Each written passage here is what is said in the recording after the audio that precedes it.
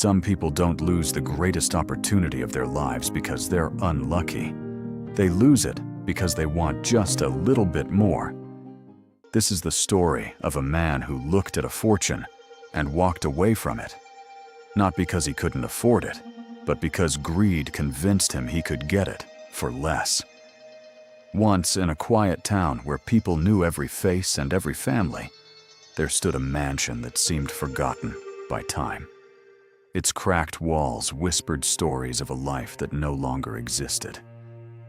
Years earlier, it had belonged to one of the wealthiest families in the region. They had everything. Luxury, respect, a name everyone admired. But life has a way of changing everything without asking permission. One tragedy followed another. The men who had built the family's fortune were gone. The business disappeared. The money vanished. And little by little, the mansion became nothing more than a fading memory of better days. Only two people remained, an elderly grandmother and her young granddaughter. They survived the only way they could, working long days doing small jobs for almost no money. Every evening they returned home exhausted, yet grateful they had enough to eat. Inside the abandoned sections of the old mansion, broken furniture, dusty boxes, and forgotten belongings had been left untouched for decades. Most of it looked worthless, or so everyone believed. Around that same time, two traveling merchants arrived in town. They had worked together for years. To avoid competing with each other, they followed a simple rule. Each man would sell on different streets. Only after one merchant finished his route could the other pass through those same neighborhoods. One merchant was named Adrian. People trusted him because he never lied about the value of anything he sold. The other was Vincent. He was clever, sharp, and always searching for ways to make a bigger profit than everyone else. By noon, Adrian had finished selling along his assigned streets. Meanwhile, Vincent pushed his cart into the neighborhood where the old mansion stood. His voice echoed through the quiet street. Beautiful necklaces, colorful beads, treasures for every home. Inside the crumbling mansion, a little girl looked through the broken window. Her eyes sparkled. She had never owned a necklace, never worn anything beautiful. She turned toward her grandmother. "Grandma, could we please buy just one?" The old woman smiled sadly. It was the kind of smile that tried to hide years of hardship. "My sweet girl, some days we barely earn enough to buy bread. How could I ever afford jewelry?" The little girl didn't argue. Instead, she quietly walked into one of the dusty storage rooms. Moments later, she struggled back, carrying a large, old metal plate covered in dirt. It was scratched, blackened with age, and so neglected that it looked like ordinary scrap. She placed it gently beside her grandmother. "We never use this."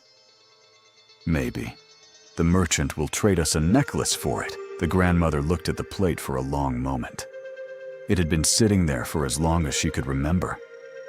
Perhaps it was worth something, or perhaps nothing at all. She stepped outside and called for the merchant. Vincent smiled politely, walking toward the old mansion, completely unaware that the next few minutes were about to become the most important moments of his entire life. Vincent stepped inside the old mansion. The wooden floor creaked beneath his feet. The house smelled of dust, forgotten memories, and years of quiet survival. The grandmother welcomed him with a gentle smile and pointed toward the old plate. "This has been sitting in our home for many years," she said softly. "We don't know if it's worth anything, but if you could give my granddaughter a simple necklace in exchange, we'd be grateful." Vincent picked up the plate. It was much heavier than he expected. His expression didn't change, but inside, his heart skipped a beat. "This can't be." He rubbed away a thin layer of dirt with his thumb. A warm, golden shine appeared beneath the dust. His pulse quickened. He discreetly examined the edge of the plate. There it was.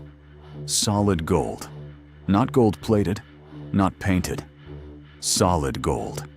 His mind began racing. This plate could be worth a fortune.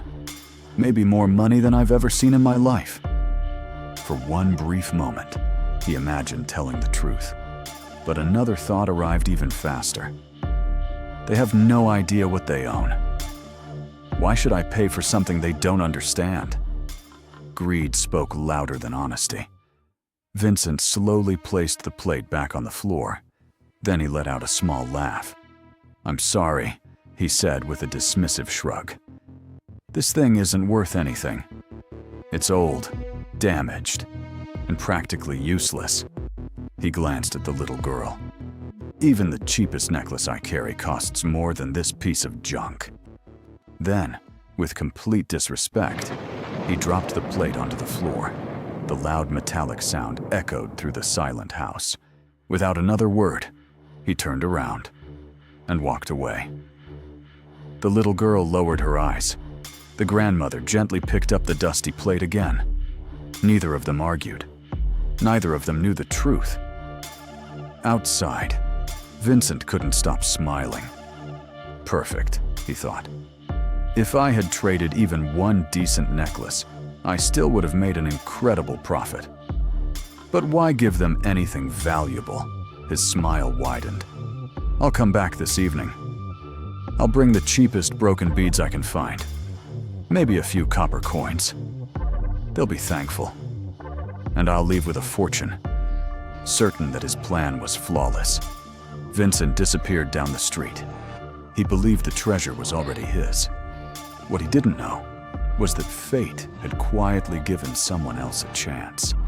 And unlike Vincent, that person was about to make a very different choice. A few hours later, Adrian had finished selling in every street assigned to him. According to the agreement between the two merchants, he could now pass through the rest of the town. As he slowly walked down a quiet street, he called out, "Beautiful necklaces, handmade jewelry, gifts for every occasion." Inside the old mansion, the little girl looked toward the window. She turned to her grandmother. "Grandma, this merchant seems different. Would you ask him about the plate?" The old woman hesitated. The harsh words of the first merchant still echoed in her mind. "We've already been humiliated once today," she said softly. "I don't want to go through that again." The little girl gently held her grandmother's hand. "Maybe not everyone is the same. Maybe he'll simply tell us the truth." After a long pause, the grandmother nodded. She stepped outside and invited Adrian inside. Adrian smiled warmly. Before entering, he respectfully removed his hat. The grandmother placed the old plate in front of him. "Another merchant came here earlier," she explained. "He told us this plate wasn't worth a single coin. But if you think it's worth even a simple necklace for my granddaughter, we'd be grateful." Adrian carefully lifted the plate. The moment he felt its weight, he frowned slightly. Something wasn't right. He gently wiped away years of dust with his sleeve. A soft golden shine appeared beneath the dirt. He examined the edge of the plate, and his eyes widened. It was real. Solid gold. For several seconds, he said nothing. He looked at the grandmother, then at the little girl. Neither of them had the slightest idea what they were holding. He could have lied. He could have taken the plate. No one would ever know. But his conscience wouldn't let him. He carefully placed the plate back on the table. Then he looked at the grandmother and said, "Ma'am, this isn't an ordinary plate. It's made of solid gold." The grandmother froze. The little girl's eyes grew wide with surprise. Adrian continued calmly. "In today's market, this plate could be worth nearly 100,000 gold coins." The room fell completely silent. After a moment, Adrian lowered his head. "I wish I could pay what it's truly worth. But I can't. Everything I own, every coin I earned today, and every item on my cart, together, they're worth only a small fraction of its value. I'm sorry. I simply can't afford to buy it. He gently slid the plate back toward them. It belongs to you. The grandmother looked at him with tears filling her eyes. For the first time in many years, she had met a man who valued honesty more than wealth. With a grateful smile, she said, "My son, today you gave us something far more valuable than money. You gave us the truth. Please, take the plate. If we try to sell it ourselves, people will never believe it belongs to us. They'll accuse us of stealing it. They may even take it away from us. I'd rather it belong to an honest man than fall into the hands of a dishonest one. Give us whatever you have. Consider the rest, my gift to your honesty." Adrian stood speechless. Then, with deep gratitude, he handed her every coin he carried, every piece of jewelry, every item on his cart, keeping only enough money to pay for the ferry that would take him across the river. He thanked the grandmother from the bottom of his heart, carefully wrapped the golden plate, and quietly walked away. He believed he had received a priceless treasure. But in truth, the greatest treasure he carried that day was his character. As the sun began to set, Vincent returned to the old mansion with complete confidence. He smiled as he knocked on the old wooden door. In his pocket were a few cheap beads and a handful of copper coins. He believed that within minutes, the golden plate would belong to him. The grandmother opened the door. Vincent forced a friendly smile. "Well, I've been thinking. I know the plate isn't really worth anything, but I'd like to help you. So bring it to me. I'll trade these beads for it." The old woman looked at him quietly. Then, for the first time that day, she smiled. But it wasn't a smile of gratitude. It was the smile of someone who finally understood the truth. "Oh, so you've come back? I suppose you're here to do us a favor?" Vincent's smile slowly faded. The grandmother continued. "That plate you called worthless was worth nearly 100,000 gold coins. A kind and honest merchant came here after you. He told us the truth. He offered us everything he owned, every coin, and every item on his cart. We gladly gave the plate to him."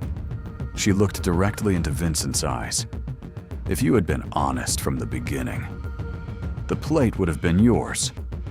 Even if you had traded just one simple necklace, we would have accepted it with gratitude. But greed wanted everything. And because it wanted everything, it left you with nothing." For a moment, Vincent couldn't breathe. The color drained from his face. His hands began to shake. He rushed outside and looked down the road. But Adrian was already gone. So was the fortune. So was the opportunity. He hadn't lost it because someone stole it. He lost it because greed convinced him to wait for a better deal. And that better deal never came. Sometimes, the greatest opportunities in life don't disappear because we're unlucky. They disappear because greed whispers, "Wait, you can get more." And by the time we realize what we've lost, someone with honesty has already walked away with the treasure. Because in the end, honesty doesn't always make you rich overnight. But greed has a way of making you poor, even when fortune is sitting right in front of you. Hi, I am Sumedha. Thank you for watching. I put my heart into making these stories. So if you enjoyed this video, please like it and leave a comment. See you in the next story. Bye.